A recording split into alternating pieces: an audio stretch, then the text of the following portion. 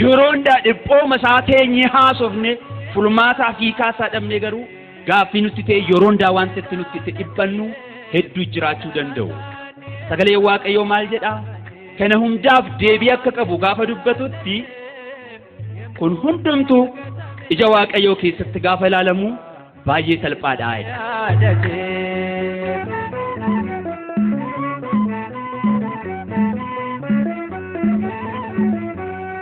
Motichi Misiri ajajabate murtoota du'aan irratti nafse ate horiin keenya nu boqochiisuu hin dandeenye kiristaanota beekumsi keenya nu boqochiisuu hin dandeenye sultaanni keenya nu boqochiisuu hin dandeenye maatiin ijoollee isaatti boqochuu hin dandeenye ijoolleen maatiitti boqochuu hin dandeenye abbaan mana haadha manaatti boqochuu hin dandeenye haati mana abbaa manaatti boqochuu hin dandeenye.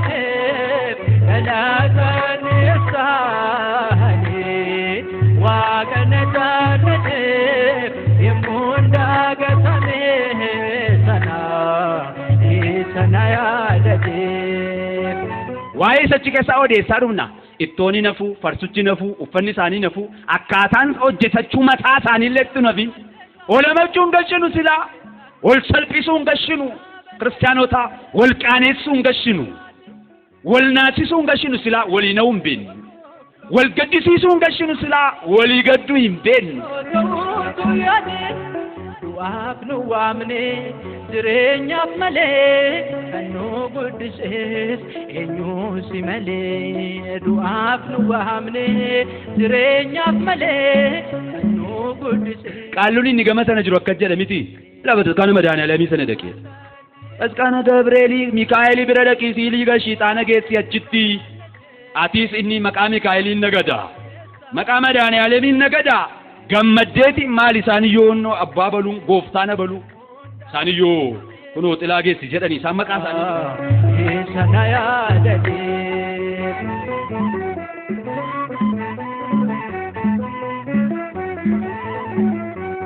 gaafa rakkinaa laftiin bari'u yoo bari'uu ifaa hin ta'u dhibeen baay'ataa. Maqaa Abbaa maqaa Ilmaa maqaa Hafuura Qulqulluu sadan Waaqayyo tokko Ameen. Maqaa Abbaa maqaa Ilmaa maqaa Hafuura Qulqulluu sadan Waaqayyo tokko Ameen. Maqaa Abbaa maqaa Ilmaa maqaa Hafuura Qulqulluu sadan Waaqayyo tokko Ameen.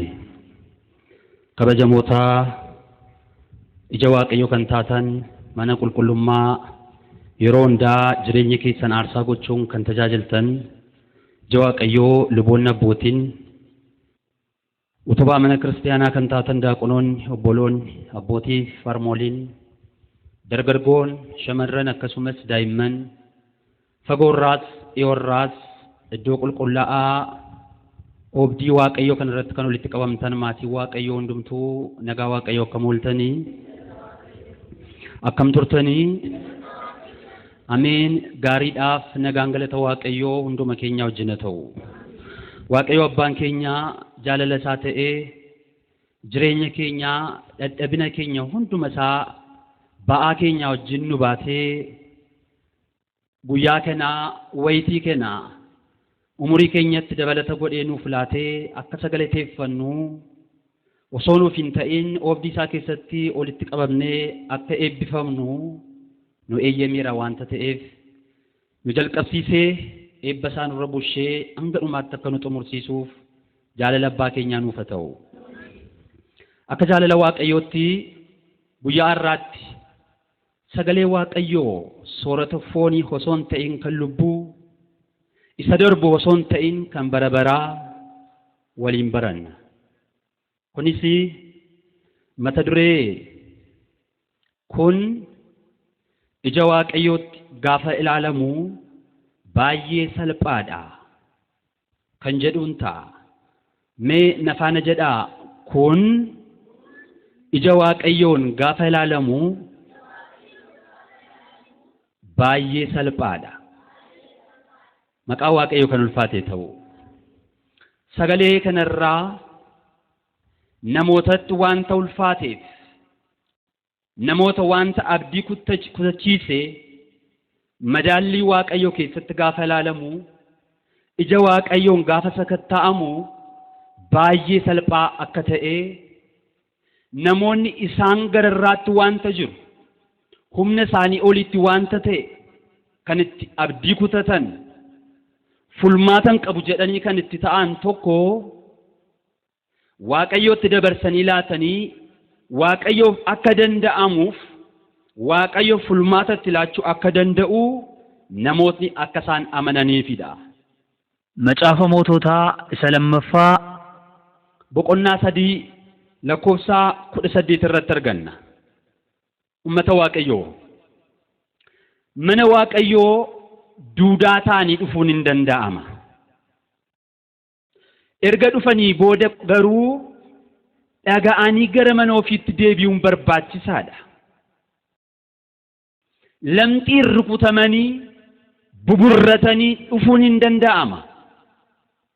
Erga as ga'ame garuu lamxiin irraa harca'ee bifa tokko qofa fudhatanii gara mana ofiitti galuun barbaachisaadha.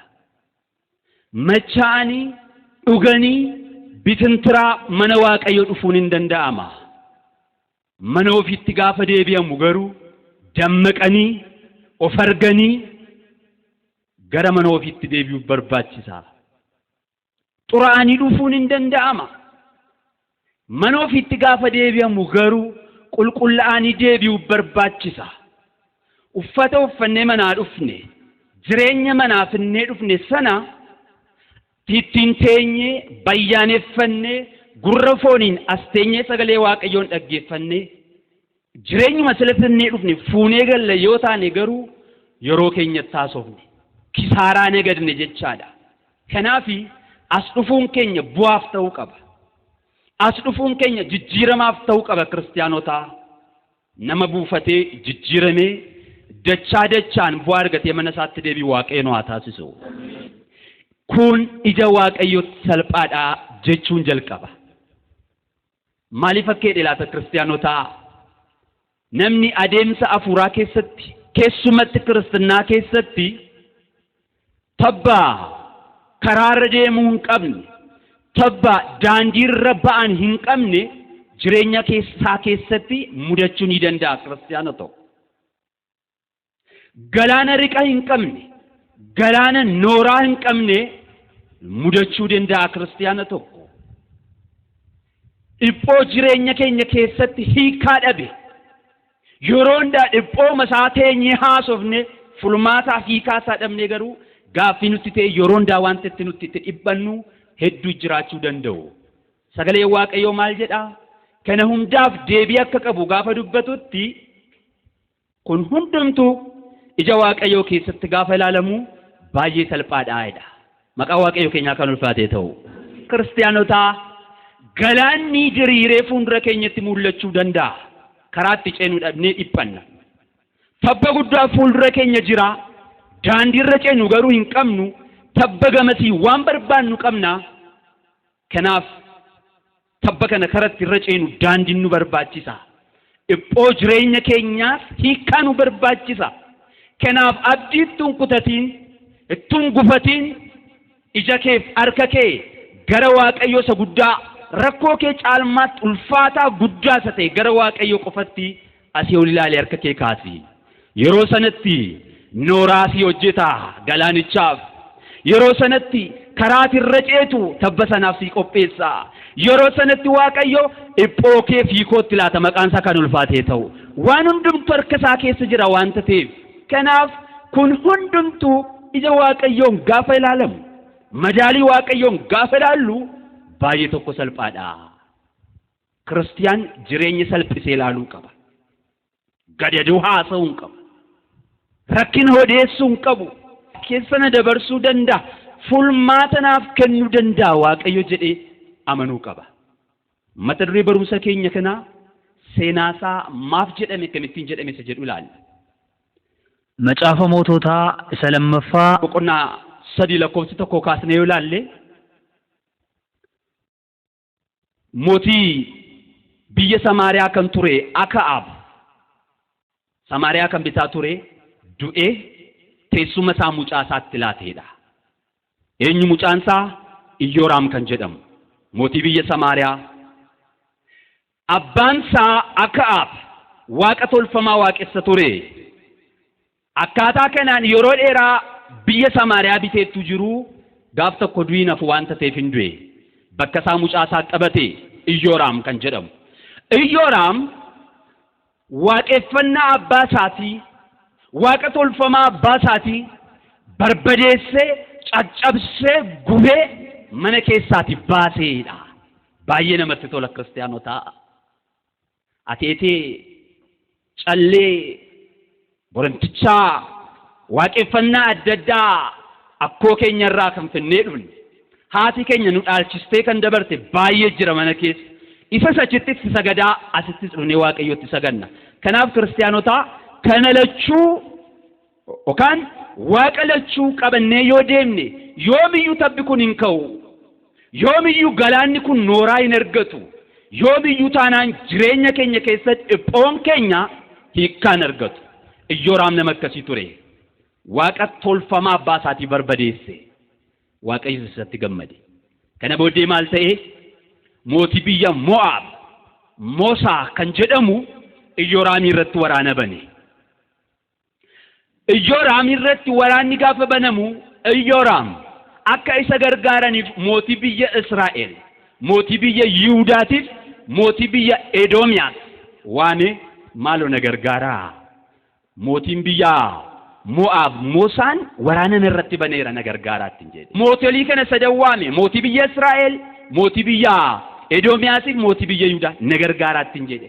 Gammadanii dhufanii horii fe'atanii waraana isaanii yookaan wattaadaroota isaanii fidanii dhufanii adda waraanaa duukaa deemanii. Deemanii lafa yaadan lafa dirree waraanaa osoo hin ga'in guyyaa 7 isaan dura ture. Guyyaa 7 keessatti fe'atanii kan dhufan hin nyaatan, hin dhuganii, wanta isaan qaban nyaatanii fixanii adda waraanaa tun ga'in waraanni tun jalqabiin qoonqoon isaan qabate. Amanne Rahaabii Heeyyiskuinaat bartoonni gooftaa Yesuus Kiristoos beelarra waraana wayyadu. Namni waraanatti ba'u nyaatee yoo deeme injifatee galuu danda'a. Yoo mo'amellee nyaatee jira wanta ta'eef amma isaaf danda'amutti hin qabsaa. Beelaa garuu waraanuun hin danda'amu. Hin danda'ama kiristaanotaa. Waraanatti ba'u miti yoo beeloftan irribillee isin hin qabu. Irribi nama qabaa. Gaggalagaltafuma sireema firaashii bareedaa si quqquuqa. Amsoolaa miicitee rafteetti geergossi nyaata. Ofuma mataa kee hootta bishaan miicatteetti.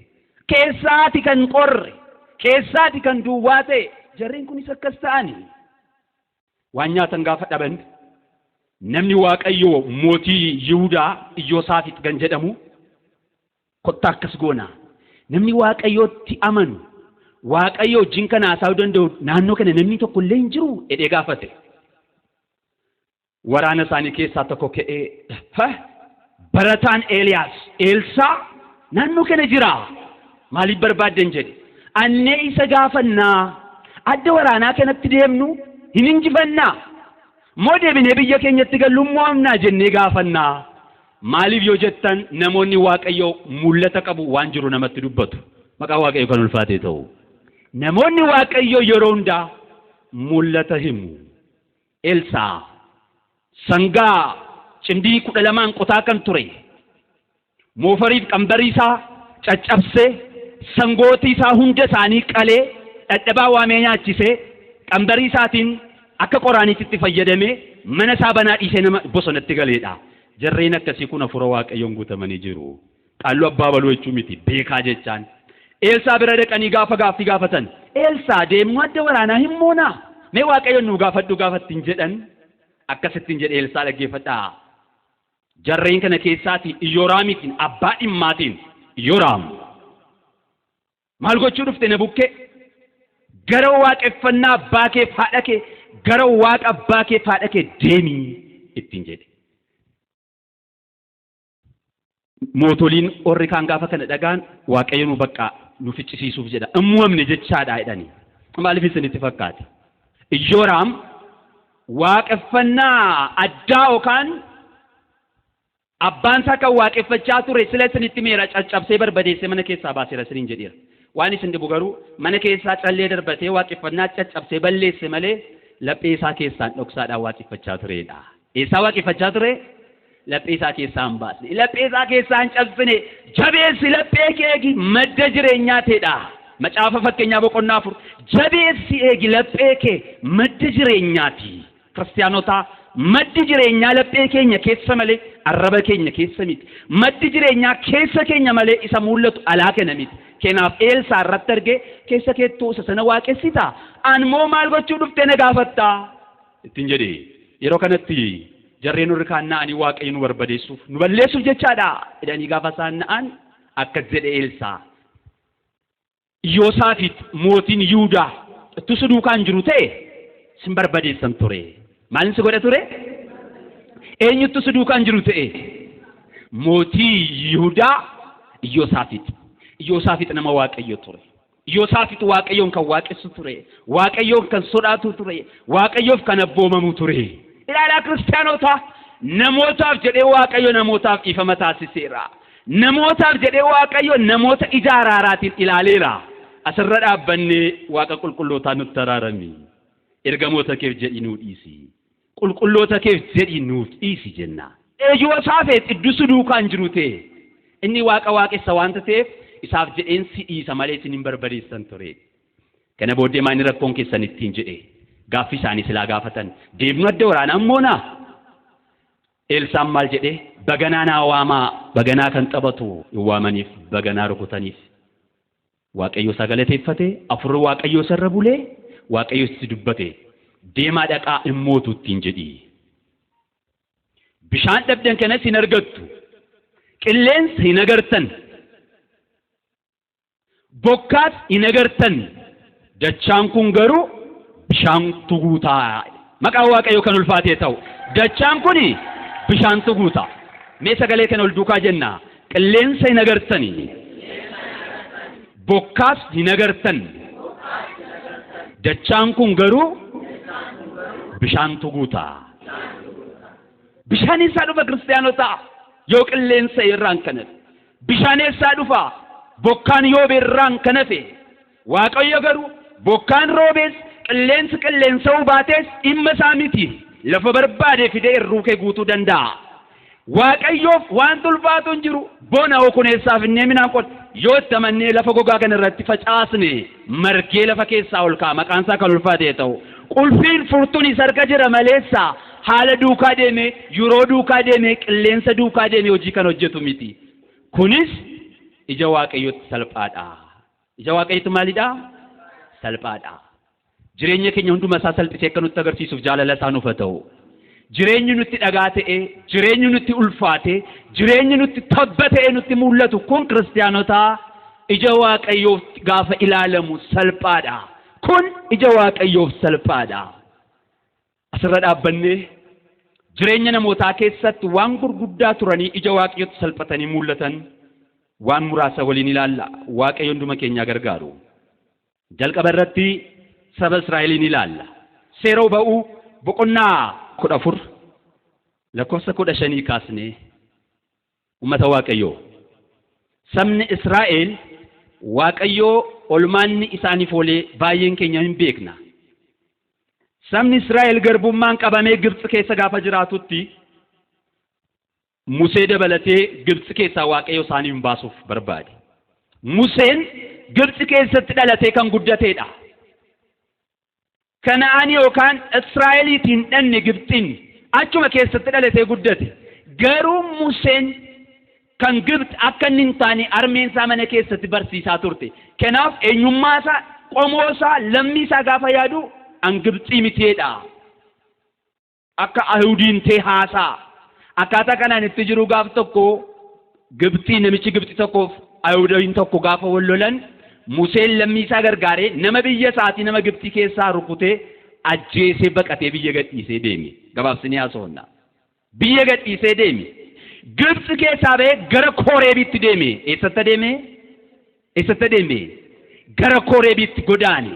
Gara Kooreebitti ari'atame kiristaanota. Namoonni yeroo baay'ee ni ari'atamu. Sababa adda addaatiif. Waraanaan kan ari'ataman jiru. Beelaan kan ari'ataman jiru. Haala siyaasaan kan ari'ataman jiru. Dubbii amantaatiif kan ari'ataman jiru. Ari'annaa bifa baay'ee jira. Musee dubbii amantaatiin ari'ate.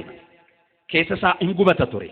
Maarree Museen gaafa Gibxii ba'ee Kooreebiin deemutti Waaqayyo isa waameedha. Eenyutu isa waamee? Waaqayyo anaaf isiniinis arra kan nu waamisaadha. Maqaan isaa kan ulfaateetu. Waa galateeffannu Waaqayyo keenya. Inni amantuu kiristaanota akka Waaqayyo nu waame. Inni amantuu garuu eeyyee Waaqayyoon nu waame kiristaanota. Namoota baay'ee duunii waamaa jira. Namoota baay'ee biyyi lafaa waamaa jirti. Namoota baay'ee hojiin foonii waamaa jira. Namootni baay'ee jireenyi isaanii isaan waamaa jira. Anaaf isiniin kan nu waame garuu Waaqayyoodha. Fooriceenis hin waamedha Waaqayyo. Raajii Zakkaariyaas irratti fooriceenis hin waame. Kan nu waame dhugumatti nu barsiisa. Kan nu waame dhugumatti nu jijjiira. Kan nu waame dhugumatti mootummaa isaatiif nu qopheessa. Erga waamamnees geenye ga'ee tokko qabna kiristaanotaa. Macaafa fakkeenyaa boqonnaa 16 irratti ga'een namootaa laphee qulqulleessuu, gaaffii dhiyeessuu, ga'ee Waaqayyoo moo deebiitti laachuudhaadha. Waaqayyoon waameera miti. Amma ga'ee tokko qabna. Haa gaafannu Waaqayyoon. Gaaffii arrabaa gaafannu. Gaaffii keessa keenya jiru. Fedhii keessa keenya jiru cubburraan kanatti. Kanaaf Musee Waaqayyo waame Gibxi keessaatii saba Israa'eliin akka inni gaggeessu Gibxii baasee biyya isaaniitti akka galchu. Museen saba Israa'eliin fuudhee deeme. Gibxi keessaas hin ba'an.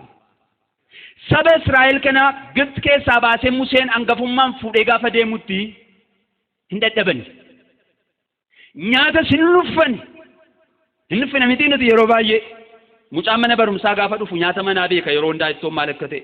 Ittoon lixin balbalarra dhaabbatee maalodha ittoon saayidhaan meesaatiin. Yaaddofti yaatis.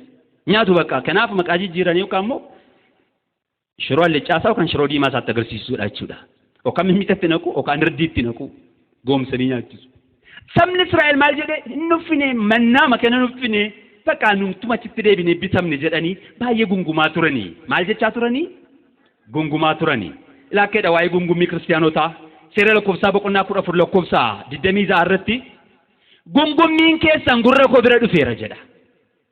Waan baay'ee dubbattu akkuma isin gungumtan kana akkuma kanan isin irratti raawwadhaa'edha. Gaariif yoo gungumte gaarii argatta. Galataan yoo gungumte Waaqayyo waan gaarii siif raawwata. Gadadoo haasoftee rakkina dubbachaa, dhiphina dubbachaa yeroo hundaa gungummiin kee rakkoo dhiphina ta'ennaan akkuma sanin si raawwadhaa fedhii hawwii keessa keetii argattaa jechaadha. Sabni Israa'el gungummiinsaa achi yoo baane kunos keessatti dhumuuf jennaatti hin jedhe. Waaqayyoos akkuma sana irratti raawwate baay'een isaanii hiddamanii du'anii. Akkaataa kanaan karaarra osoo deemaa jiranii gaaf tokko sabni Israa'el Gibxi keessaa Waaqni isaaniin baasee fidee dhufe kuni Eertiraan galaana Eertiraa bira ga'anii karaa irratti hin ce'an dhabanidha. Karaarra ce'an gaafa dhabanitti kiristaanotaa Museen harka isaa Waaqayyootti bal'isee Waaqayyoon gaafate. Kunoo ajaja kee kabajee sagalee keessa dhaga'ee ummata kana fidee dhufeera garuu fuuldura keenya kunoo galaana guddaa jira kan akkam goonu jedhee Waaqayyoon gaafate. Hubadhaa kiristaanotaa Museef saba Israa'elitti waan ulfaatee jira. Fuuldura isaanii gaafa ilaalanii galaana nooraa hin qabne jira. Akkas hafatee diriiree bal'atee wanta adiin mul'ata. Gaafa galagalanii dudduuba isaanii ilaalanii Fara'oonii fi waraanni isaa lafa raasaa fardaan utaalaa gaachan eeboo baatanii awwaara kaasaa farda isaanii kaachisaa dudduubaan dhufaa jiru. Gaaffiidha kun. Musee wanta inni keessa galee ilaalaa. Fuuldura isaa galaana Eertiraa, dudduuba isaatiif Fara'ooniif hidhata isaa, bitaa isaa mirgaa isaa uummata amantaa laafaa qabu. Maanguddooliin duukaa jiru, ijoollee daa'imni duukaa jirti, dargaggeessis duukaa jira. Kun hundaa rakkinadha. Dargaggeessi ijaaruufis hin ariifata, diiguufis hin ariifata kiristaanota. Akkas miti. Ijaaruufis hin ariifanna, diiguufis hin ariifanna. Tolchuufis hin ariifanna, balleessuufis hin ariifanna. Jiraachuufis hin ariifanna, du'uufis hin ariifanna. Amanuufis hin ariifanna, ganuufis hin ariifanna. Hariitiin nurra jira. Musee irratti ka'anii dargaggooliin kun irree qabu, humna qabu waan ta'eef arrabanta ta'anii hundumtu durbachuutti ka'anii. Yeroo kanatti Museen Waaqayyoodhaan ittiin jedhe, kunoo naannoo koo wanta jiru ni ilaalta. Sin gargaaramu jettee na baaste. Maal wayyeedhee Waaqayyoon gaafa gaafatu ulee xiqqoo tokkotu sarka ture. Ulee kee ol kaasee ittiin jedhee Waaqayyo Museedhaan. Kiristaanota qoda haasaa jirra miti. Yookaan immoo tapha yookaan immoo baacoo miti ni dubbatamaa jiru kun sagalee Waaqayyooti. Akka ilaalcha fooniitiin galaana tokko hiruudhaaf ulee fuudhanii ba'uun gowwummaadha. Akkas mitiiree gowwummaadha ija fooniin yoo ilaalle. Waaqayyo garuu diinota isaanii kan hin mo'aa ture arcummee xiqqoodhaan fisiisaan injiraaniin rukutee diina isaanii mo'aa ture. Waaqayyo maqaan isaa kan ulfaatee ta'u meeshaa guddaa san barbaachisu isaaf kiristaanota Waaqayyo meeshaa guddaan barbaachisu isaaf harka kee ol kaasi ulee keettiin jedhe. Museen ulee isaa gaafa ol kaasu Waaqayyo karaa ba'a biiftuu qilleensa jabaa fidee dhufee qilleensaan galaana guddaa kana hiree galaanni akka girgiddaa bitaan mirgaa dhaabbatee saba Israa'eliif nageenya laachaa. Akkamittiin bishaan akka girgiddaatti dhaabbata kiristaanota?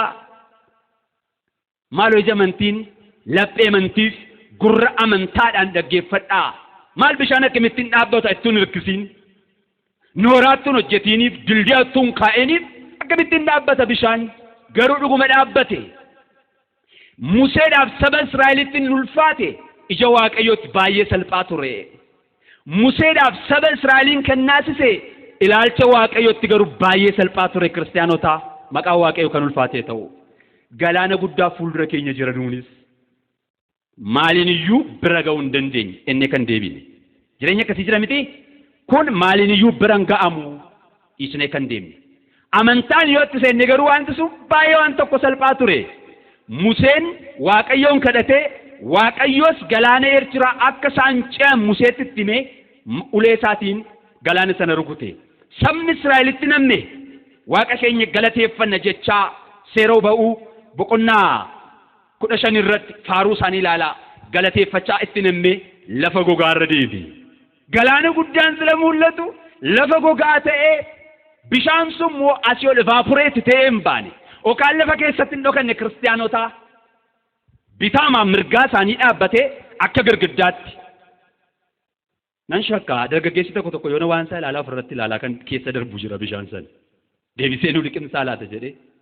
Cimaadha kamitiiree asinis sanis dhaabbatee gidduu kan illinnuyyuu amantaa isaa kamiin itti seen yoo dhufee nutti namne yoo jennan daganaa. Shakkinaa sabni Israa'el galuu itti namme. Maaliif isin itti fakkaate?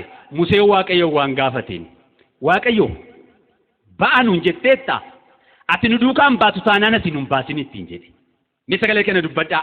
Ati nu duukaan baatu taanaan ati nu baasin. Maqaa Waaqayyoo ulfaatu. Ati nu duukaan baatu taanaan ati nu baasin jedhaa jireenya keessan keessatti. Mana keessan keessatti, qonnaa keessan keessatti, daldala keessan keessatti, hojii mootummaa keessatti, karoora kamiiniyyuu gaafa baafattani Waaqayyo na duukaan baatu taanaan nan baasin jedhaa. Waaqayyo wajjin baatanii ennaan mana murtootaa dhaxxanii murtoo sirrii laattu. Waaqayyo wajjin baatanii ennaan nagaddanii galii argattu. Waaqayyo wajjin baatanii ennaan qottanii midhaan haamtu habaqiittu hin ta'in. Waaqayyo wajjin baatanii Waaqayyo sin duukaa ba'ennaan barattanii firii isaa argattu. Ummata Waaqayyo nu duukaan baatu taanaan jedhe Museen jecha guddaadha. Qobaa deema namni waan akka ofii isaatiin hojii hojjetu nu duukaan baatu taanaan atiin nu baasinii. Waaqayyo deebinsaa namatti tola. Maalittiin jedhe isinitti fakkaata? An si duukaan ba'a sin boqochiisas ilaalaa. kan sitti ulfaate an fulmaatan siif laadda kan sitti guddate an siin salphisa kanaaf Musee qobaa kee hin baatu an si duukaan ba'a sin boqochiisa sittin jedhe dhugumatti Waaqayyo Musee duukaa ba'ee Waaqayyo Musee boqochiisee saba Israa'eliin ijoolleen inni guddaan waan baay'ee nama ajaa'ibsiisu galaana sana keessatti Waaqayyo dargaggeessa isa fiigee ba'uu danda'u qofa amma inni ce'utti hin eegne dargaggeessi gaafa keessa darbu maanguddooleen warra gugufanii uleedhaan deeman dhaabbataan isaanis amma isaan ce'anitti eege ijoolleen xixiqqoos amma isaan ce'anitti eege inni dhukkubsataan sireedhaan kan baatamee deemaa jiru jira ilaala gadadoodha rakkina guddaa keessaa dhufaa jiru namoota adda addaa jira dhukkubsataa inni dadhabaan isaa manni keessa darbutti Waaqayyo dhaabbate eege jabaan duwwaan amma inni ba'utti hin eegne Waaqayyo abbaan irree duwwaa amma inni ce'utti hin eegne Waaqayyo jireenya keenya keessattis inni gadaanaan inni dhukkubtamaan inni dhukkubsataan amma inni ce'utti amma inni mootummaa isaa argatutti Waaqayyo akka girgiddaa bitaa mirgaa keenya dhaabee rakkoo keenya qormaata keenya diina keenya injifannoo amma argannutti nu eega maqaan isaa kan ulfaatee ta'u saba Israa'elitti kan ulfaatee ture ija Waaqayyotti salphaa ture qilleensaan bishaan abboomee maaliin bishaan abboomee qilleensaan bishaan abboomee saba isaa gogaarra ceesise maqaan isaa kan ulfaatee ta'u nutti kan ulfaatu ija Waaqayyotti salphaadha karaa kee Waaqayyotti laadhu yaada kee gaaffii kee keessa kee wanta jiru Waaqayyotti laadhu itti kennuu qofa miti isattis amanadhu naaf raawwata jedhi amanadhu inni si mijeessa siif raawwatedha daandii keenya Waaqayyotti laannu karaa keenya Waaqayyotti laannu yaada keenya Waaqayyotti laannu ummata Waaqayyo qofaa keenya wanta finnu tokko hin jiru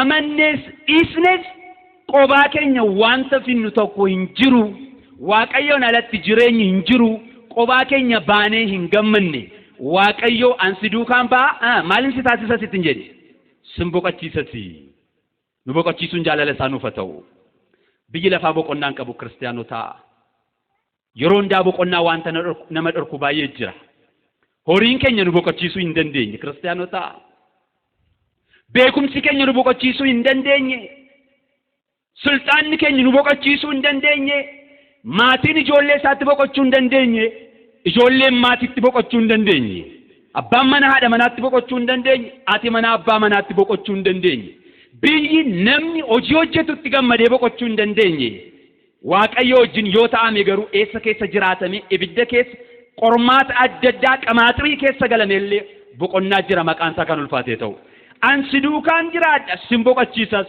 faarsaa 45 cuftuu keessatti 46 lakkoofsa 10 irratti maal jedhaa kottaati boqodhaa anis akkan waaqa ta'e beekaa jedhe kan nu boqochiisu waaqa qofadha gaafa boqottutti akka Waaqayyo si boqochiisee bari gaafa hirriba dhabdutti gaafa dhiphattutti garuu dudduuba kee akka rakkinni jiru bari dhiphina keessa kee jira jechaadha kiristiyaanni immoo dhiphachuu hin qabu maaliif iyyuu hin dhiphatinaa jedha Maatiyos boqonnaa 6:25 irratti nuti waan nyaannuuf hin dhiphannaa wanta uffannuuf hin dhiphannaa wanta dhugnuuf hin dhiphannaa mana keenyaaf ala keenyaaf hin dhiphannaa maaliif iyyuu hin dhiphatinaa jedha dhiphinni kiristiyaanotaa ashaboof dhiphinni jireenya mucaa namaa keessaa lafa isaan dhiban hin jiru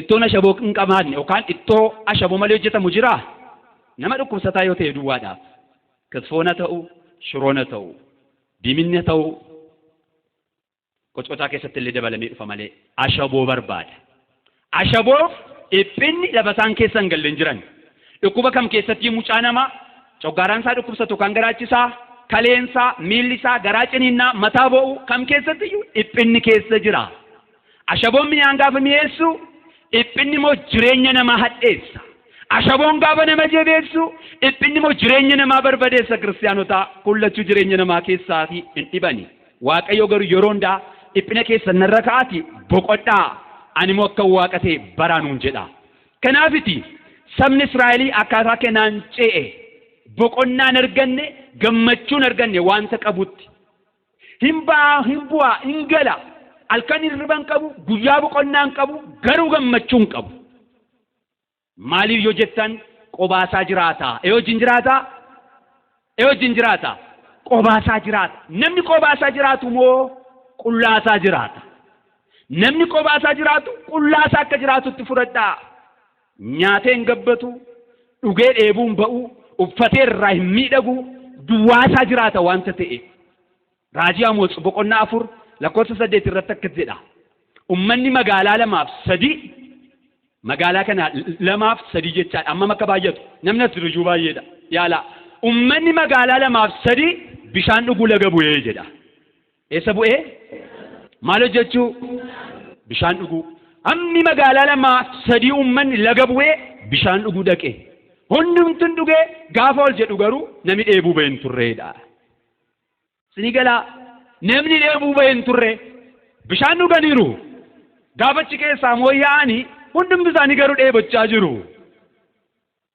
maaliif isinitti fakkaata maaliif isinitti fakkaata addunyaan kun amma hundumtu hin daldalaa hin barataa hin qotaa hin haramaa hojii mootummaa hojjetaa namni quufu garuu nama muraasa quufuun kan danda'amu itti gammaduun kan danda'amu yoo waaqayyo wajjin jiraatan qofadha baay'ee isaa baate irratee itti mul'ata saaxinii turakkisuu qabeenyaansaa duwwaatitti mul'ata hin quufne jechaadha maal jedhe Daawit faarsaa 16 lakkoofsa 15 irratti ulfina kee gaafan arguun gammadaa jedhe maal gaafan arguun gammadaa ulfina kee gaafa argu nan gammada ulfina kee gaafan argu nan quufa jedha kan nu quubsu ulfina waaqayyo gaafa akkas dhaggeeffannu waaqayyo wajjin gaafa jiraannu waaqayyo biratti waan barbaannu gaafa gaafannu argannu hin quufna hawwiin keenya hin guutaa nutti tolee jiraata nama waaqayyo wajjin jiraatee gammachuu bara bara argatu waaqayyoon waa taasisu gammachuun keenya jireenyi keenya waaqayyo wajjin yoo ta'e qofadha kiristaanotaa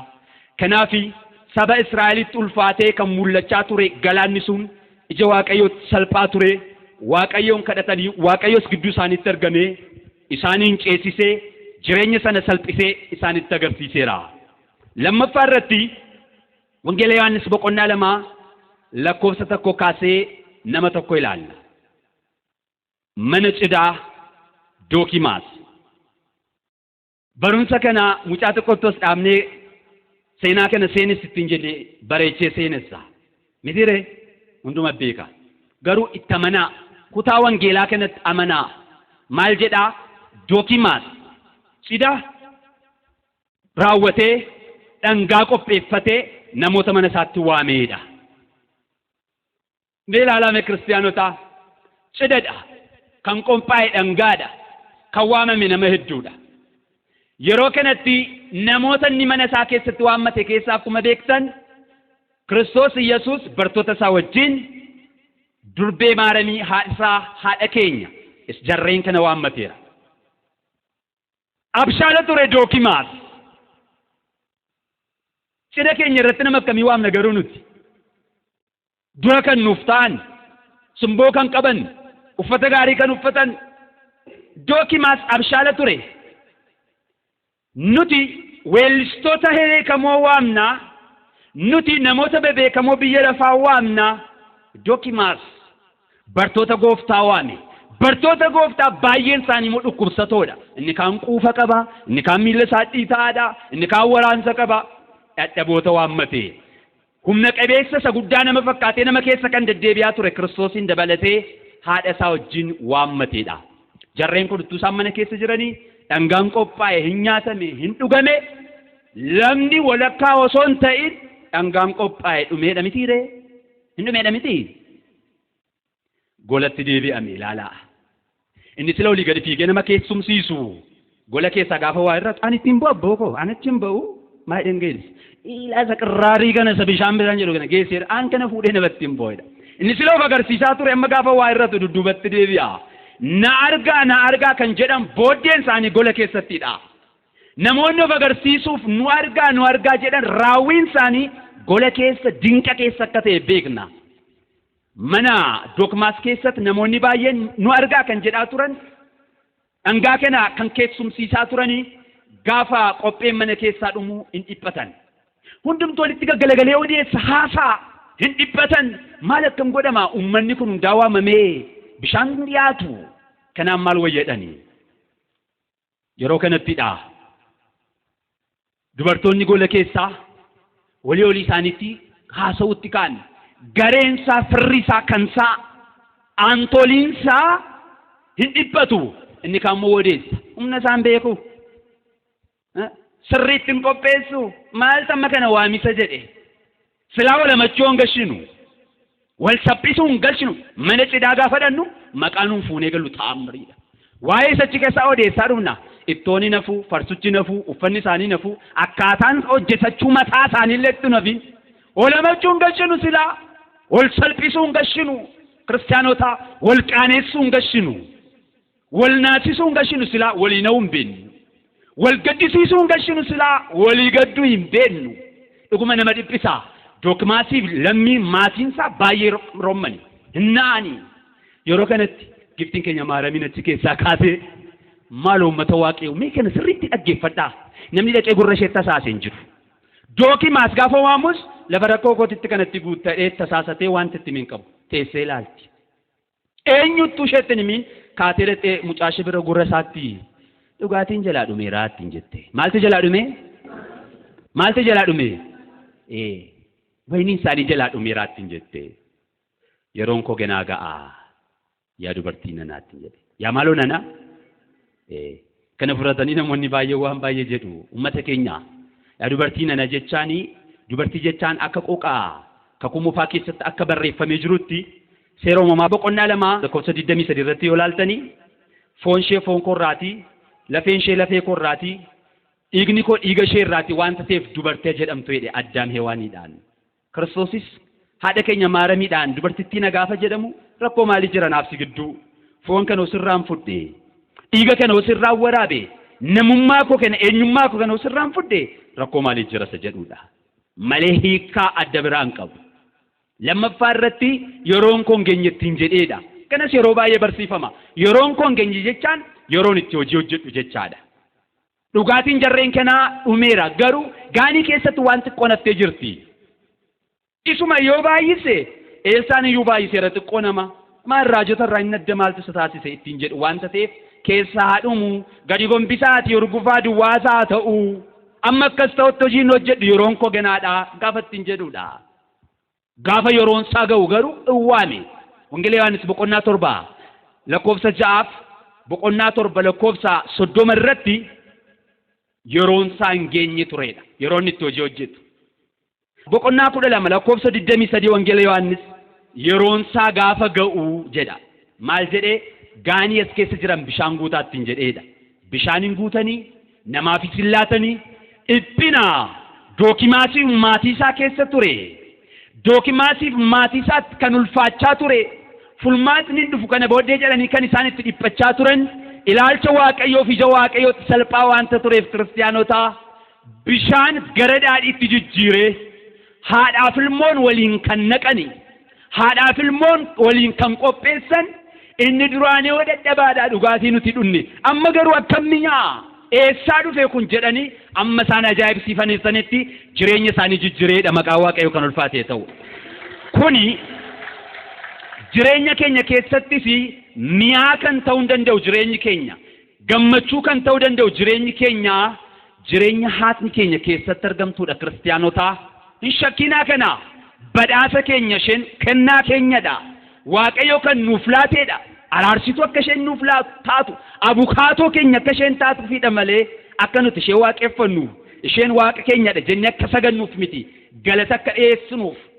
sagada ulfinaa akka laannuuf waaqayyo nu badhaase ishee maarree eebbi gaafa sana mana dookimaas keessa galee hamma dhumaatti duukaa jiraate gammachuun guyyaa sana gale nageenyi guyyaa sana gale walii galteen guyyaa sana mana dookimaas keessa galee bara jireenya isaa guutuu duukaa jiraate kiristaanotaa mani kiristaanaa keenya kanaafidha kiristaanonni gaa'ila isaanii seeraaf heera mana kiristaanaatti raawwadhaa kan isheen jettu eebbifamtu eebbisin duukaa gala nageenya argattu nageenyi mana keessanitti gala jaalala argattu jaalalli mana keessanitti gala eebba gaafa seera mana kiristaanaatiin eebbifamtanii gaa'ila keessan raawwattanii galu eenyu harkisee hin baasu diinni gidduu keessan hin galu amajaajiin seexanaa hin galu gammachuu qabdu jireenya keessan kam keessattuu dhabdanis isinitti tola argattanis hin galateeffattu nageenya qabdu jaalala qabdu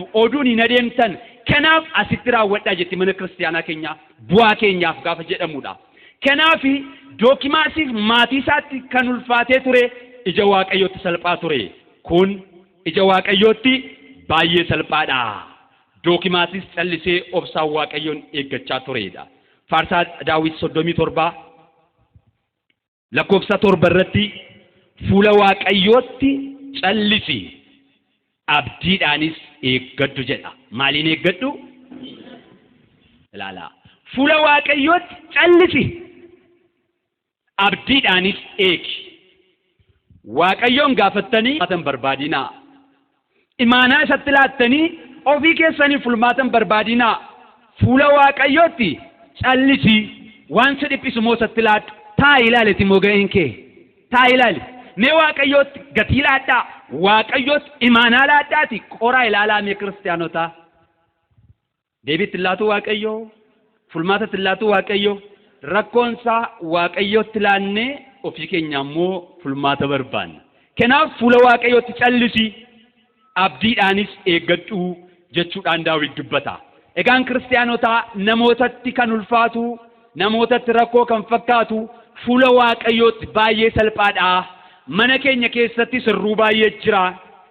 Gaaniin mana keenyaa irruudha. Jireenyi mana keenyaa irruudha.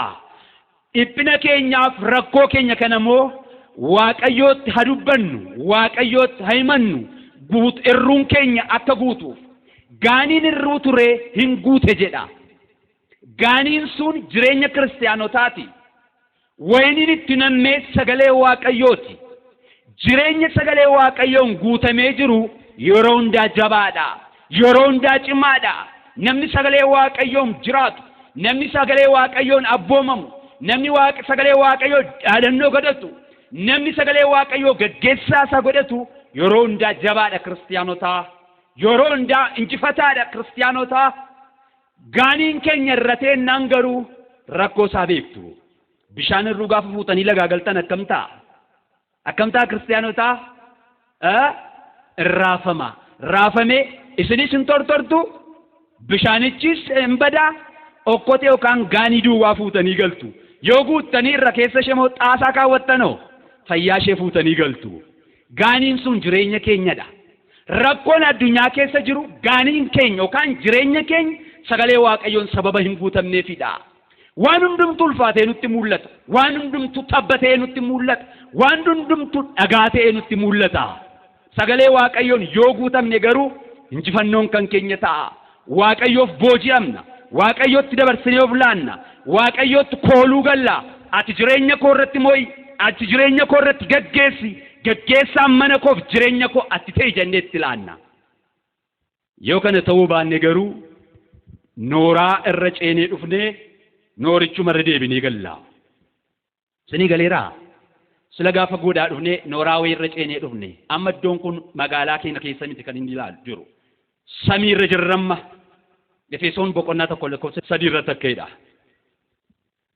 Bakka samii irratti eebbaa Waaqa samiidhaan kan nu eebbise Waaqayyoon keenya ulfaatu.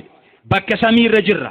Iddoo samiidha. Lafa garuu eebba samiitiin immoo eebbifamaa jirra. Kanaaf naannoon kun mana Waaqayyooti. Iddoo hafuura Waaqayyoo buufata sagalee Waaqayyoo hafuura Waaqayyooti. Gaafas dhufne biyya lafaa keessaa baanee nooraa wayii irra ceenee mana kana keessa galle. Nooraa irra ceenee dhufne sana caccabsinee hin dhufne taanaanas. Nooraa irra ceenee dhufne sana bumnee hin dhufne taaneennaan noorichuma irra deebinee biyya lafaatti deebina. Sini galeeraa? Noorichuma irra deebinee daakaa keenya kaleessaaf eengaddaa daakna. Sila dubbadheeraa gaaniin keenya duwwaadhuma dhufee duwwaadhuma deebi'a. Jireenya keenya isuma namicha kaleessa eengaddaa barreen gaddaa taane sila dhufne namichuma barreen gaddaa silaa taane deebina.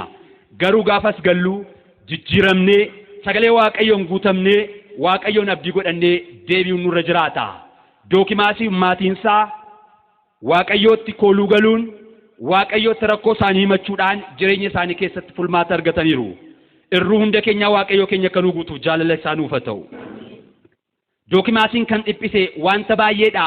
Arraba namootaa keessa isa dabarseera. Hamee keessa isa dabarseera. qaanii mataa boqoo buusuu keessa Waaqayyo isa dabarseera waanta ta'eef qaanii keenya salphina keenya hundisaa akka nurra dabarsuuf jaalala isaa nuuf haa ta'u. Sadaffaa irratti Wangeela Maarqos boqonnaa 5 lakkoofsa 25 fi Wangeela Maatiyos boqonnaa 9 lakkoofsa 20 irratti nama jiru tokko ilaalla. Ummata Waaqayyoo. Kutaa kana keessatti waan guddaa tokko ilaalla. Ilaa akkas jedha. Dubartittii waggaa 12 dhiigdee rakkachaa turte tokko jira jedha gabaabaatti. Kanatti namni wallaalee hin jiru. Waggaa 12 si'a 12 miti. Yeroo 12 miti. Daqiiqaa 12 miti. Waggaa meeqadha? Zinjedhee dhiigni gaafa bu'u maaltu isinitti dhaga'ama? Namni dhiigni isaa keessaa nammu mee sammuu keessan keessatti yaadaa? Gaafa inni fuulli isaa addaatu, gogaan isaa daalachaa'u, humna gaafa dhabu, bifa namaa gaafa dhabu, iji isaa keessa bubbuu, rakkoo adda addaa isarratti ilaaltu. Adiidha dhanni isaa. Isarratti immoo dudduuba isheetiin dubartiin kun yeroo hundaa dhiigni waanta jiru yeroo hundaa ishee kan ajjabanii deeman firri isheef lammiin ishee kan ishee haasofsiisan tisiisa ture. Namni ittiin siqu foolii fi dhaqaamni ishee waggaa 12 gaafa inni salphaadhuma isaatti haasofna. Maa inni dhiiga kana booddee wanti jiru dubartittiin kun tisiisa duukaa yaa. Dubartittiin kun jireenya hawaasummaa ala jiraatti. Kan ishee argundumtuu funyaansaa qabata. Gabaatti ba'uu hin dandeessu, awwaala dhaquu hin dandeessu, bishaan waraabbachuu hin dandeessu, lafa re'aa ishee dhaquu hin dandeessu, gooxiif garee keessa galuu hin dandeessu. Ummata Waaqayyoo. Dhiiga ishee qofattuu hin ta'in dubartiin kun saayikooloojii yoo ilaaltan baay'ee miidhamtuudha. Ittuu keessi ishee waan baay'ee barbaadu argachuu hin dandeessu. Akka re'aa isheeti baatee hin galtu, re'aayyuu hin qabdu. Hin miiccatti. Garuu irraati fooliin hin deemu. Bishaan moo akka garaa isheetti hin argattu eenyuun dhaqee isheedhaaf fida. Akka garaa ishee boona waraabuu hin dandeessu, laga bu'uu hin dandeessu. Yoo ta'ellee guyyaa saafa aduun gaafa nama gubu namni gara mana isaatitti galee gaafa qabbaneeffatu isheen rakkoo sana keessa dhiiga sana coccobsaa laga buuti. Dubartittii akkasiiti. Waggaa 12 guutuu giraa kana agarte. Waan nama dhibu qaba kan jettu qabeenyaa ishee, warqee ishee, meetii ishee, bakka ciisicha ishee, qodaa mana ishee keessaa waan qabdu hunduma isaa gurgurtee fayyinatu iddoo kana jira lafa jedhanii hunduma isaa dhaqaa turte. Gama sana jireenya jira fayyina gaafa jedhan fiigaa deemti. Iddoo kanatti immoo waan akkasii fayyinatu argame waan haaraa qoricha aadaa gaafa deeman fiigaa deemti. Daawwaadhaaf qarshii isheen baaste, mana yaalaaf qarshii isheen baaste xiqqoo hin turre. Kun hundaa isheedhaaf cabiinsa laphee ture kiristaanotaa. Waan meeqa dabde ilaalaa. Hin dhiigdi, mogolee hin qabdu, horii ishees fixaa jirti, saayikooloojii miidhamaa jirti. Dubartittiin kun dhiphina guddaa keessa jiraatti jechuudha yeroo hundaa.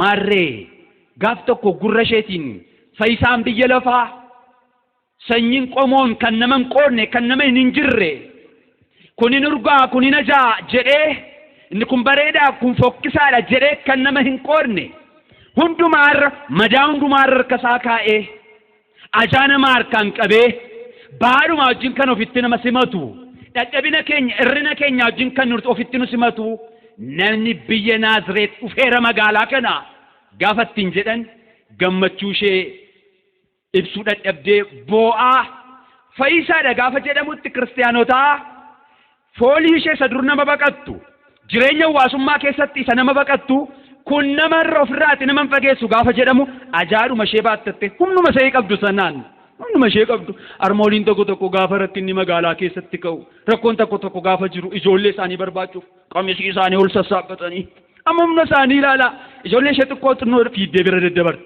amma humna isaanii deemu isheen kunis mogolee hin qabdu dandeessees hin nyaatu hin jirtu ilaala kiristaanotaa isuma humna isheetiin kufaas kaas fiiddee gara gooftaatti dhiyaatte maqaan isaa kan ulfaate ta'u maaloo kiristaanotaa ajaa keenya wajjin kan nu simatu isa gara isaatti seennu gara isaatti dhiyaannu kan nu furu isatti siquu qofaadha kiristaanotaa kaleessa hin gadda dubbanneerra ila biyyi lafaaf kan biyyi lafaa maaliin iyyuu nu fayyadu dadhabina keenya hanqina keenya irruu keenya dhukkuba keenya iyyummaa keenya wajjin kan nu simatu isa duwwaadha maqaan isaa kan ulfaate ta'u hanqina keenya wajjin nu simata kiristaanotaa akka nama biraa miti dadhabina keenya wajjin nu simata kiristaanotaa eeyyin dubartittiin kun bira geessee maal jette namoota jajjabaa humna qabeessa gooftaa bira dhaqee eebbifamee fayyadee deebi'a isheen garuu bira ga'uu waan tan dandeenyeef uffata isaa fiixee uffata isaatii duwwaa harkaan qabdee nan fayyaa inni fayyisaa dhadhameera nan fayya jettee akkaataa kanaan qabdeedha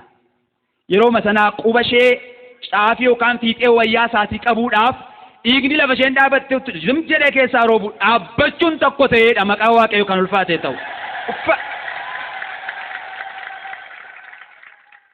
bara baay'ee harka walitti rukunne bara baay'ee ilil jenne bara baay'ee dhageenye sagalee kana meeqaan keenyatti ittiin jiraachaa jira kiristaanotaa mee qoraa of ilaalaa mataan gaafa si rukubu parastaamoolii jetta dudde gaafa si kutu hanqi dhiiga kee ilaalchisi naannoftee gaafa dadhabdu tsabalama mokkorteetta isa iyyuu xaatti baaste kan madaaniyaalamii kan mikaa'elii kan kidaane miratii yookaan gooraraa sirratti tuffettee qubaa rukuttee gara isheen irra buutee irra deemta mee ittiin jiraadhaa sagalee kanaan dubartittiin kun rakkoo waggaa 12 baattee maayikiroo sekondii keessatti furmaata argatte qoricha keenya Yesuus Kiristoosiin daawwaan keenya isadha qorichi keenya isadha injekshinii waraannee taabileetii yookaan immoo onkibil kan jedhamu qoricha liqimsiisnee dhiiga ishee waa keessa cuubee irraatii hin haxoofne waan dhangala'aa hin baasne uffata isaa duwwaa qabdee fayyite kiristaanotaa maqaan isaa kan ulfaate ta'u uffata isaa duwwaa qabnee fayyuu dandeenya mee waaqayyoon garuu amanaa mee waaqayyoon amanaa ilaala kiristaanotaa maal isinitti fakkaate du'aa boolla keessaa kaasaa tureedha sagalee waaqayyoo maal kaasaa ture waaqni du'aa kaasuu danda'u waaqni aboo du'aa kaasuu danda'u dhukkubsataan fayyisuu kiristaanotaa dhukkuba biyyi lafaa gaaffiitti ta'ee deebii dhabeef waaqayyoon fayyisuu kiristaanotaa hin fayyisaa kun ija waaqayyootti salphaadha jedhi amani gara waaqayyootti kooluu galii gaaffii naasuu shakkii keessa kee jiruuf deebiitti si laata maqaa waaqayyo kan ulfaate ta'u dubartittii kana keessa dabarsee akkaataa kanaan furmaata yookaan qoricha isheedhaaf ta'e waaqayyo daawwannaaf waaqayyo nu ilaaluuf waaqayyo nu fayyisuuf waaqayyo gaaffii keenyatti deebiitti laachuudhaaf beellama qabateeraa'edha raajii Ermiyaas boqonnaa 29 lakkoofsa 10 irratti beellama qabateera jedhe si fayyisuuf beellama qabaa mana hidhaa si baasuuf beellama qabaa biyya alaa sawwitus dhaquudhaaf si beellama qabaa gaa'ila feetu argachuufis beellama siif qabaa barattee nama guddaa ta'uuf beellama siif qabaa barattee kan ta'aa jirtus buddeen akka nyaattu waaqayyo beellama siif qaba abdiin kutatiin ija waaqayyoof ilaalcha waaqayyootti salphaadha amma waaqayyo si daawwatutti garuu lafuma inni si kaa'e taa'i dubartittiin kun waggaa 12 dhiidduyyuu irraan kana fee waggaa 12 kana waaqayyo beellama isheef qabee ture 12 booddee garuu akka fayyisuu waadaa seeneef raajii Ermiyaas boqonnaa 30 lakkoofsa 17 irratti akkas jedha ani madaa kee siin fayyisa fayyaa kees siifin deebisaa jedha an madaa kee siin fayyisa fayyaa kees moo siin deebisaa fayyaa kan dhabde fayyaa keen argatta madooftee roqxee ajooftee namarraa adda baatee kan jiraattu waaqayyo madaa kee fayyisee fayyaa kee musiif deebisaa'edha kana caalaa maal barbaanna kiristaanotaa garumaa inni gaaffiin keef rakkoo kee hundumaaf waaqayyo anaaf beellama qabaa yeroo qabaa hin danda'a anatti kan ulfaate kun fuula waaqayyootti baay'ee salphaadha jennee amanuun barbaachisaadha waaqayyo hunduma keenya nu haa gargaaru adda biraanii hojii ergamootaa boqonnaa 12 lakkoofsa 6 hanga 11tti Phexrosin arganna hojii ergamootaa boqonnaa 16 lakkoofsa 16 hanga 34tti Phaawulosiif Siilaasin arganna eenyuun arganna garee lama jira laalaa inni jalqabaa Phexros warri lammataa Phaawulosiif Siilaas jarreen kun lachuu maqaa waaqayyoon kan lallaban sagalee waaqayyoo addunyaa maratti kan waliin ga'an biyya lafaa isa bushaa'ee sagalee waaqayyoon kan meessanidha jarreen kun sababa lallabaniif qofa sababa sagalee waaqayyoo dhugaa ba'aniif qofa akka nama yakkeetti akka nama badii dalageetti jarreen kana sadanuu mana hidhaatti gatan. Maal jedhame? Yesuus Kiristoosin waaqa jedhanii labsanii. Maal jedhanii? Yesuus Kiristoos fayyisaa biyya lafaati jedhanii labsanii jedhan. Phexrosin akkaataa kanaan mana hidhaatti buusan. Phaawulosiif Siilaasiin moo ilaalaa, Phaawulosiif Siilaas moo dubartii xombara afuuraa hooda dubbachiisuu isheerra bulee tokko turedha. Xomboree afuura hooda ishee dubbachiisu kan isheerra bule dubartiin kun biyya sanaaf waa himtee qaaluudha jechaadha. Mootii biyya sanaaf galii galchisiisti turte. Maal ta'e gaaf tokko Phaawulosiif Siilaas gaafa laasaan lallabanii ummata naannoo sana jiruun ilaa jarreen kun namoota waaqayyooti. Wanta isaan isiniin jedhan dhaggeeffadhaa jettee dubbatteedha. Isheen qaallutti Phaawulosiif Siilaas nama waaqayyooti jettee dubbatte. Dhugaadhama sobade kun. Phaawulos garuu hin abboome. Qaalluun inni gama sana jiru akka jedha miti. Bataskaana Madaaniyaalamii sana dhaqeedha. Bataskaana Gabreelii Mikaa'elii bira dhaqii siilii gashiixaana geessi achitti. Atiis inni maqaa Mikaa'eliin nagada. Maqaa Madaaniyaalamiin nagada. Gammaddeeti maal isaaniyyoo abbaa baluun gooftaana baluu. Isaaniyyoo kunoo xilaa geessi jedhanii isaan maqaa isaanii beeku tokkumadha jettee duukaa buuta. Gaafa akkas jedhamu kiristaanota Phaawulosiif Siilaas garuu dubartii kana nabbooman. Afurri hamaan isheerraa ba'ee deeme. Yeroo kanatti waa himtee galii mootummaa sanaaf gashiti waanta ta'eef galiin isaanii jalaatii dhaabbate. Galiin isaanii gaafa jalaa dhaabbatu Phaawulosiif Siilaasin qabanii mana hidhaatti gatani. Eessatti gatanii? Eessa geessanii? Mana hidhaa. Akkaataa kanaan rukutanii Phaawulosiif Siilaas Phexrosin mana hidhaa keessatti dhaqanii isaan darbatan. Jarreen kun mana hidhaa keessa ta'anii Waaqayyoon waaqeffatu. Eenyuun waaqeffatu?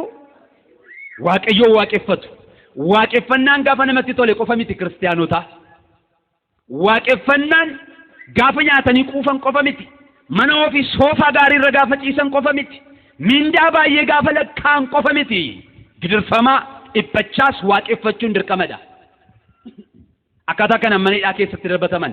Phaawulosiif Siilaas mana hidhaa keessa ta'anii waaqeffatan. Waaqeffachuu duwwaattuun ta'in hin faarfatanii jedha. Mana hidhaa sana gara mana qulqullummaatti jijjiiranidha. Maqaa Waaqayyoo kan ulfaatee ta'u. Mana hidhaa gara mana qulqullummaatti. Mana hidhaa namatti hin tolu. Manni hidhaa nama hin sirbisiisu. Mana hidhaa keessatti hin geeraramu. Mana hidhaa keessa kan taa'u hundumtuu mataa buusii ta'a. Hundumtuu hin naara. Hundumtuu hin gadda kiristaanota. Jarreen kun garuu itti tolee mana hidhaa keessatti faarfatu turan. Faaruu isaanii keessa darbee hundeen mana hidhaan sun amma inni raafamuttidha. Amma inni maal ta'utti? Amma inni raafamutti hundeen mana hidhaa. Akkaataa kanaan Waaqayyo isaanii waaqeffatan. Tusaan faarfachaa jiranii mani hidhaa raafamee hidhaan miila isaaniif harka isaaniitti ture sun itti namni tokko tumbiin irraatii banamee hiikamee hidhantoonni kaanillee hidhaan isaanii hiikamanii mul'atanidha. Maqaa Waaqayyo kan ulfaatee ta'u. Phexrositti gaafa deebinu Phexrosis mana hidhaa keessatti darbatanii sansalata lamaan miila isaa hidhanii eegduu lama gidduu ciibsanii qabsaa lama balbalarra kaa'anii mana hidhaatti cufanii deeman. Maal sodaan nama naga'u? Nama tokkoof hidhataa afurrachaadha. Lama gidduu ciisaa, lama alaan eegaa, sansalanni immoo miila isaatti jira. Nama tokkoof akkaataa kanaan hidhame Phexros. Waan nama dhibu Phexros achi keessa gaafa taa'u kun ilaalcha Waaqayyootti salphaadha jedhee amana ture. Hidha harka isaatii irraa bitaan mirga isaa namoota rafan ilaalee balbala fuuldura isaa irratti akkaataa kanaan hidhatanii warra dhaabbatan ilaalee ija Waaqayyootti kun salphaadha jedha. Ija eenyutti salphaadha? Hidhaan kee rakkoon kee ija Waaqayyootti salphaadha jedhe sansalata baattee gaafa teessu. Namni baay'een sansalanni akka isaa keessatti hin galiin akka inni hojii hin hojjenne ta'ee kan ta'aa jiru jira. Summiin ni dhuge qoricha isatti dibame ittuu hin beekamin. Phaawulos Siilaas garafamanii hidhamanii mana hidhaa keessatti weedduudhaan faaruun Waaqayyoon galateeffatanii Phexros immoo qobaasaa hidhattoota afuriin qabamee gaafa taa'utti kun salphaadha hidhaan kun jechaa ture. Waaqayyo samiirraa Phexrosin gadadoosaa keessatti ilaalee mana hidhaa keessatti isa ilaalee ergamaa isaa samiirraa ergeedha. Eenyuun ergee? Ergamaa isaa samiirraa ergee. Ergamaa Waaqayyoo sin dhufee gaafa ergamaa Waaqayyoo dhufu lafti raafamteedha uummata Waaqayyoo. Ergamaa Waaqayyoo mana adabaa kana bira gaafa ga'u naannoo mana hidhaa inife jedha. Gara Phexros bira lixe ilaalaa eegduu afurtu jira. Hundumtuu lafa isaan jiranitti bira darbee ergamaa Waaqayyoo Phexros bira dhaabbate. Cinaacha isaa rukutee ka'e Phexrosiidhaan. Oduu miti kun kiristaanota namoota baay'ee bira darbee Phexrosin tuttuqee ka'e ittiin jedhe. Phexros waan mul'atutti argaa jirutti fakkaata. Hin ka'e Phexros. Caammaa kee kaawwadhu, kophee isaas hin kaawwate. Uffata kee hidhadhu, uffata isaa hidhate. Jarreen ilaalcha namootaan hidhanii hidhattoonni lama isa bira ciisan riba isaanii rafu Phexros gidduu isaanii ka'e. Ilaalame ergamaa Waaqayyoo na duukaa ba'e jedhe. Ergamaa Waaqayyoo fuuldura isaa, Phexros dudduuba isaa, ergamaa Waaqayyoo fuuldura isaa, Phexros dudduuba isaa deemuudhaan karra isa tokkoffaa ba'anii waardiyyoota warra lammaffaa bira darbanii balballi guddaan immoo ofii isaan beekamee saaqamee fi Phexrosin fuudhee gadi ba'e jedha. Mana keessaa fuudhee ba'ee Phexrosin alaan ga'ee ergamaa Waaqayyoo jalaa dhokate. Phexros dammaqee gaafa arraba isaa keessaa ka'u mul'ata argaa ture itti fakkaate gaafa of ilaalu edaa Waaqayyoo ergamaa isaa ergee harka Yihuudootaa keessaa na baase. Edaa kun ija Waaqayyootti salphaa ture jechuudhaan Waaqayyoo isaa galateeffateedha maqaa Waaqayyoo kan ulfaatee ta'u. Ummata Waaqayyoo lafa ergamaa Waaqayyoo jiru hidhaatu hiikama. Lafa ergamaa Waaqayyoo jiru cufaatu banama. Lafa ergamaa Waaqayyoo jiru dukkanatu ifa. Arra biyyi lafaa dukkanaa'ee biyyi lafaa garatti deddeebii wallaalee jireenyi isa jaamsee dukkanaa'ee nama hedduu ta'aa jira. Namni baay'een jireenyi isaa hidhaa keessa galee hidhamee wanta hojjetu wallaatee ta'aa jira. Namni baay'een baratee akka nama hin baranneetti kunoo arca'ee ciishee ta'aa jira. Waaqayyo garuu ija isaatiin gaafa ilaalamu waan hundumtu salphaa wanta ta'eef kiristaanotaa ilaalcha kootti kun salphaadha jedhee akkuma nu barsiise Waaqayyoon amanannee siif kun hundumtaa hin danda'ama. Kanatti fulmaatanaaf laadhu jennee Waaqayyoon kadhachuun barbaachisaadha. Yoo kana ta'e dhugumatti Waaqayyo hidhaa keenya nurraa hiikee dukkana keenya ibsee cufaa nutti danqaramee jiru kana nurraa banee jireenya nuti feenu nutti agarsiisa. Nama baay'eetti balballi cufamee jira. Karri baay'ee cufamee jira. Daldaluu dadhabee, baratee hojjechuutu danda'u dadhabee, qootee habaqii hammatee bifa adda addaatiin jireenyi namni baay'een cufaa keessatti hafee jira. Kanaaf kaayyoon barumsa keenya har'aa kun jireenya keenya keessatti hafuuraan isa ta'u fooniin wanti nutti ulfaatu kamiyyuu ilaalcha Waaqayyootiin salphaa akka ta'e agarsiisuudha. Foon nu mo'a. Foon injifannoo nurratti fudhachuu barbaada.